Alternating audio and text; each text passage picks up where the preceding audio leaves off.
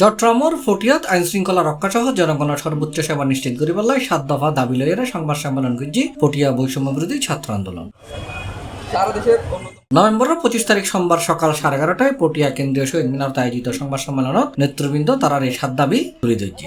চরম পর্যায়ে প্রকাশ করে, যার দায় পটিয়া পুলিশ প্রশাসন এড়াতে পারে না।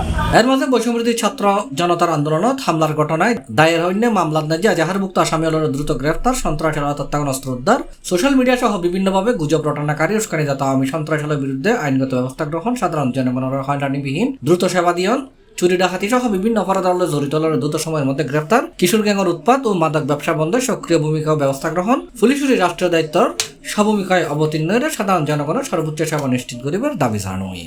পটিয়ার বৈষম্যবিরোধী ছাত্র জনতা আজ বড় দুঃখ ভারাক্রান্ত মন নিয়ে আমাদের গণমাধ্যম কর্মী ভাইদের সামনে উপস্থিত হয়েছে। বিপ্লবের 100 দিন পার হয়ে গেলেও পুলিশের এই নিষ্ক্রিয়তা আমাদের বারবার মনক্ষুণ্ণ করছে। চুনোপুটিদের ধরে এনে সাধারণ ছাত্র জনতাকে আইওয়াশ করছে, অথচ রাঘব বোয়ালদের ব্যাপারে পটিয়া থানা পুলিশ এখনো নীরব।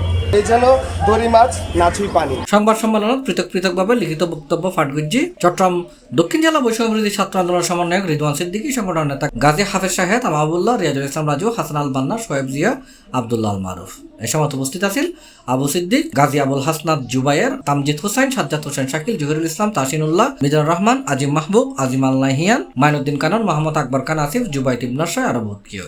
সোশ্যাল মিডিয়া সহ বিভিন্ন জায়গায় ছাত্রলীগ, যুবলীগ, স্বেচ্ছাসেবক লীগের গুজব রটনাকারী, উস্কানিদাতা ও প্রপাগান্ডা ছড়ানো আওয়ামী সন্ত্রাসীদের বিরুদ্ধে অতি দ্রুত আইনগত ব্যবস্থা গ্রহণ করতে হবে।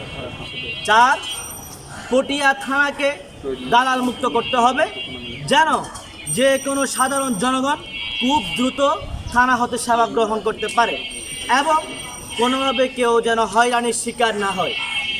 5, চুরি ডাকাতি সহ বিভিন্ন অপরাধের সাথে জড়িতদের দ্রুত সময়ের মধ্যে গ্রেপ্তার করতে হবে। 6, কিশোর গ্যাংয়ের উৎপাত ও মাদক ব্যবসা বন্ধে দ্রুত সময়ের মধ্যে পুলিশের সক্রিয় ভূমিকা ও প্রশাসনিক ব্যবস্থা গ্রহণ করতে হবে। এবং 7, পুলিশকে দ্রুত সময়ের মধ্যে তার উপর আরোপিত রাষ্ট্রীয় দায়িত্বের ভূমিকায় অবতীর্ণ হয়ে সাধারণ জনগণের সর্বোচ্চ সেবা নিশ্চিত করতে হবে। C+ চট্টগ্রাম।